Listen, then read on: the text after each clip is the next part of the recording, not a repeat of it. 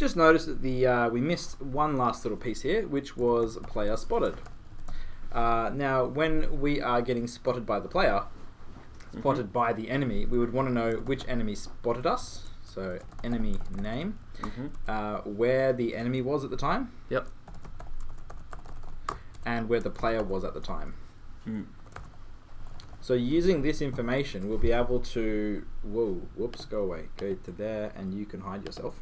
Using these bits of information here, enemy name, position, enemy position, and player position, we'll be able to see where the enemy was and where the player was, and draw lines connecting between the two, saying this is where the enemy, this is where the player was, so visually in-game see where people are getting caught. And I forgot to clean up this particular object from last time. Level finish, I duplicated it, so I'm going to get rid of it. Rightio, now let's set up the LevelStart event. Cool. So into our code and into our analytics manager code, let's collapse this. Now, in a previous video, Nick, I had said that you could press Control-M, Control-O, and it would collapse everything, and it proved me wrong, and it won't work. I don't know why it's not working for me, but everyone else, Control-M, Control-O, will get your code to collapse down like this. Nice. And now I can just insert a little bit. I really like that shortcut because I get lost with so many methods around the place.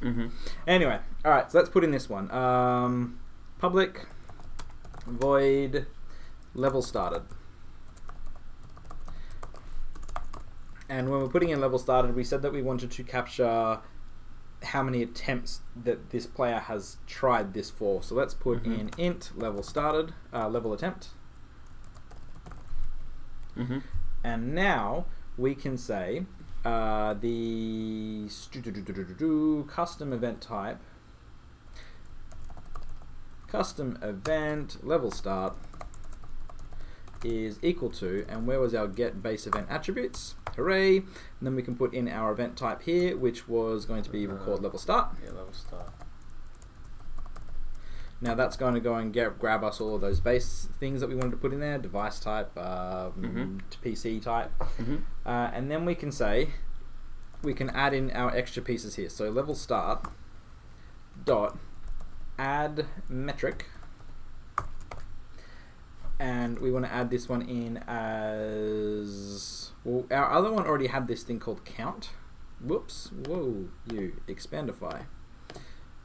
Here we go, count. So every single event is going to have this generic metric called count. It has no meaning. It says I was an event, and if you want to get a count of all of the metrics, all of the events, you can just do this and sum up by count. Okay. But we also, well, that is a very handy one to have, just this overall catch-all. It's also very good to have another metric for each particular event type. So we're going to call this one level start.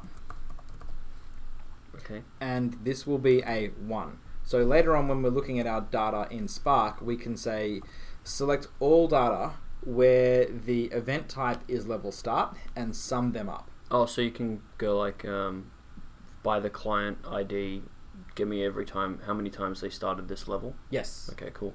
Yep, and then go into how many times they've started per session, and all those type of things. So this is going to be a metric. A metric is a count of an event happening.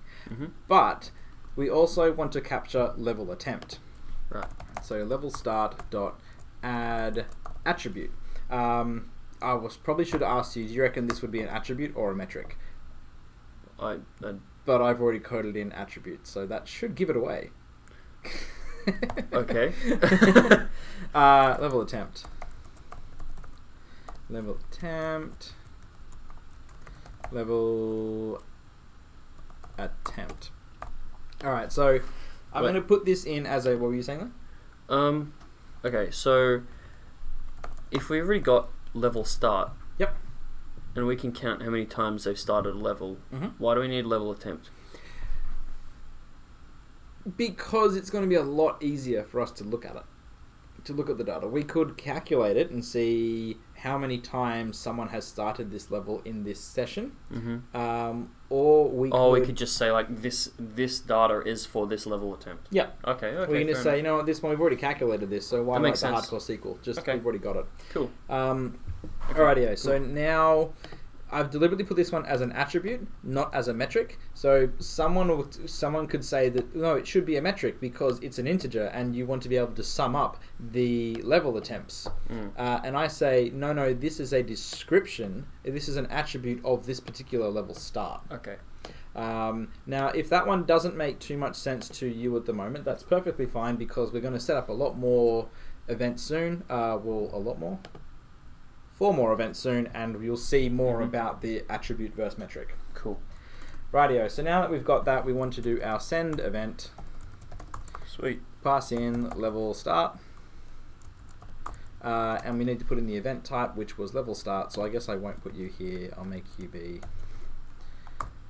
string event type is equal to level start, and event type can be passed into send event. Hooray! Nice.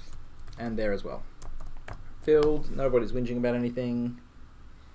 Nothing's whinging. Great. That's good. Now we need to call this somewhere because we're saying, hooray, we can now track that an event, that a level has started. Great. So, but we'd better track it somewhere. Yes. So this comes into where do you want to call this? So we would want to call this whenever someone actually starts a new level. So if we look at our game for a moment and press play, and the game hasn't actually started yet, even though the enemy can move around, he actually can't see us. So you could argue that as soon as someone pressed play or the level has loaded, that is a level start. Oh, actually, it says he did collide with it. Yeah, he's coming too close. Right. We should probably move him, the enemy, and his patrol route further away, and the wall further away. Yeah. Check out the patrol routes. Are they going to actually go inside the wall? Yes, they will. Alright. Cool. Go outside the wall, I should say. Or like around. Yeah. Hello. Don't hit the player, don't hit the player, don't hit the player, don't hit the player. Yeah.